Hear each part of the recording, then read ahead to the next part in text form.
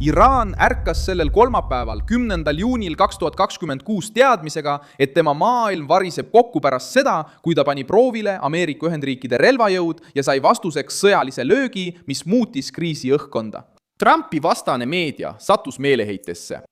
Kui Iraani survestati, püüdsid demokraatidest kommentaatorid müüa pilti Trumpist kui eksinud ja võimetust juhist. Nad kasutasid postitusi, toetajate kriitikat, kaubandusdefitsiiti ja isegi UFC-d Valges Majas, et koostada paanikakampaania presidendi vastu. Aga tegelik olukord on teistsugune. Trump muutus Lähis-Idas karmimaks, tema väike toetajaskond nõudis jõulist vastust, demokraadid tormasid juba 25. paranduse poole ja Iraani režiim avastas, et USA provotseerimisel on oma hind. Mis siis tegelikult juhtus? Miks Iraan otsustas vastasseisu kasuks? Kuidas vasakpoolsed püüdsid jõulise vastuse poliitiliseks kriisiks muuta? Kohe räägin sulle sellest kõigest. Kui sulle meeldib selline otsekohene ja aus sisu, siis kaalu tellimist, sest siin on selliseid videoid iga päev. Eelmises videos rääkisin ma Ameerika Ühendriikide jõhkratest rünnakutest Iraani terrorijõudude vastu. Ameerika valitsus väitis, et see tegevus oli kaitsev ja survet avaldav vastus. Fookus polnud territooriumi hõivamisel ega lõputu kampaania alustamisel. Fookus oli radarivõimekuse, õhutõrje ja punktide tabamisel, mida kasutati Ameerika ja liitlaste jõudude ähvardamiseks piirkonnas. See erinevus on oluline. Vana poliitika meeldib müüa igasugust sõjalist vastust kui seiklust, kuid ka vastuse puudumisel on oma hind. Kui Iraan tajub nõrkust, liigub ta edasi. Kui ta tajub hinda, hindab ta olukorra ümber. Just see muutus pani Teherani üles ärkama, püüdes näidata jõudu ja samal ajal iga sammu hoolikalt kaaludes, et mitte esile kutsuda veelgi suuremat reaktsiooni. Iraani reaktsioon tuli droonide ja rakettidega USA-ga seotud rajatiste vastu Jordaanias, Kuveidis ja Bahreinis. Aga vastus ei andnud soovitud ajaloolist poliitilist mõju. Tõrjed vähendasid mõju. Suurt Ameerika kaotust ei kuulutatud välja ja Teherani narratiiv kaotas kiiresti jõu.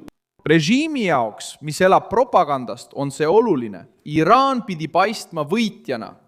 Lõpuks paistis Iraan tõelise ohuna, kuid samas ka haavatavana.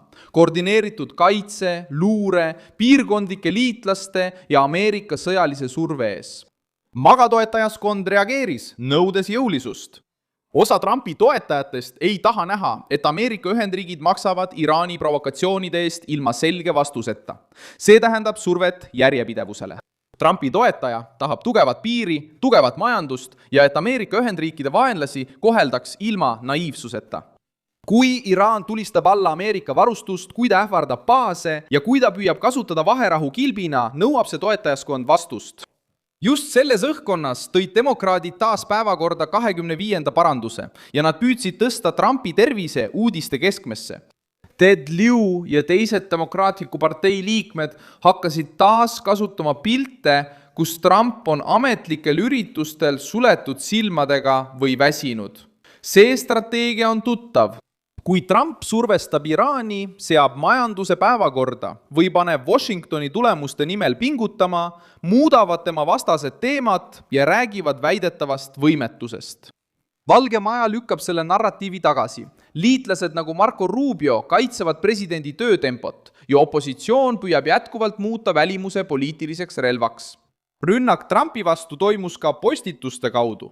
Samal ajal kui sõjaline kriis arenes, kasutasid kriitikud videoid, sõnumeid ja postitusi, et püüda kujutada olukorda kontrolli alt väljas olevana. Kuid see meetod jätab olulise tähelepanuta. Trump on alati kasutanud otsesuhtlust, et rääkida oma toetajatega. Traditsioonilisest meediast mööda minna ja debatti päevakorda seada. Vasakpoolsed teavad seda. Mis häirib, on see, et Trump räägib ilma luba küsimata samalt süsteemilt, mis on aastaid avalikku arutelu filtreerinud. UFC Valges Majas on muutunud selle kultuurisõja sümboliks. Trumpi administratsioon kaitses kohtus ürituse korraldamist Valge Maja lõunamurul, kus toimus kaalumine Lincolni memoriaali juures ja osalesid spordiga seotud tuntud nimed. Elanikud seadsid kahtluse alla avalike alade kasutamise ja taotlesid kohtulikku keeldu. Opositsioon nimetas seda groteskseks etenduseks. Trumpi toetajate jaoks näitab eliidi reaktsioon midagi enamat. Kui vasakpoolsete vaadetega kunstnikud hõivavad sümboolseid paiku, nimetatakse seda kultuuriks. Kui populaarne spordiala jõuab võimukeskusesse, nimetatakse seda ohuks. Ebamugavust ei põhjusta ainult Octagon. viimane ajalugu näitab, miks see vaidlus on nii tõsine. Aastaid üritasid Ameerika valitsused Iraaniga läbi rääkida, samal ajal kui režiim hoidis mõjurelvastatud rühmituste, tuumarikastamise ja surve all Pärsia lahes. Barack Obama panustas kokkuleppele. Joe Biden üritas taastada diplomaatilist teed. Donald Trump pöördus tagasi maksimaalse surve, sanktsioonide ja selge ähvardusega. Metodite erinevus on alati Washingtoni lõhestanud. Trumpi toetajate jaoks toidab liigne järeleandmine režiime, kes peavad dialoogi nõrkuseks. Teised riigid jälgivad kriisi tähelepanelikult. Iisrael kaalub iga sammu, sest peab Iraani otseseks ohuks. Laheriigid kardavad, et droonid ja raketid võivad tabada energiavarusid, sadamaid ja baase. Euroopa kardab naftahinna tõusu, inflatsiooni ja uut ebastabiilsuse lainet. Hiina ja Venemaa jälgivad olukorda, otsides strateegilist eelist. Kui Washington kõhkleb, panevad vastased teda proovile. Kui Washington reageerib, hingavad liitlased kergendatult ja vaenlased arvutavad ümber. Iraan püüdis näidata, et suudab piirkonda süüdata. Vastus näitas selgelt, et selle panuse hind võib kiiresti kätte jõuda. Selle kolmapäeva uudised paljastavad palju suurema vastasseisu kui lihtsalt rünnak, postitus või sündmus Valges Majas. Iraani survestati sõjaliselt. Demokraadid püüdsid Trumpi vastu võimekuse kriisi esile kutsuda. Meedia koondas erinevaid teemasid, et müüa kokkuvarisemise narratiivi. Kitsas toetajaskond nõudis karmimat vastust. Ja Washingtonis hakati taas samaaegselt arutama majandust, julgeolekut, avalikke kulutusi, sotsiaalkindlustust, kultuuri ja ülemaailmset mõju. Iraani režiim võib veel proovida uut vastust, kuid nüüd teab ta, et iga provokatsiooni tõlgendatakse Washingtonis Ameerika Ühendriikide otsese proovilepanekuna.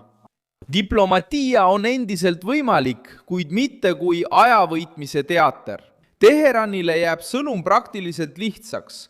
Ameerika baasi ähvardamine, Hormuzi väinaga mängimine ja poliitilisele nõrkusele lootmine Ameerika Ühendriikides ei taga enam eeliseid. Mina olen Milson Alves, rahvusvaheliste suhete asjatundja ja minu eesmärk on hoida sind iga päev tõega hästi informeerituna. Uudiste lingid leiad video kirjeldusest. Pane sellele videole like, telli kanal ja vaata lõpus kommentaare, et olla veelgi paremini seotud Milson Alvese kogukonnaga.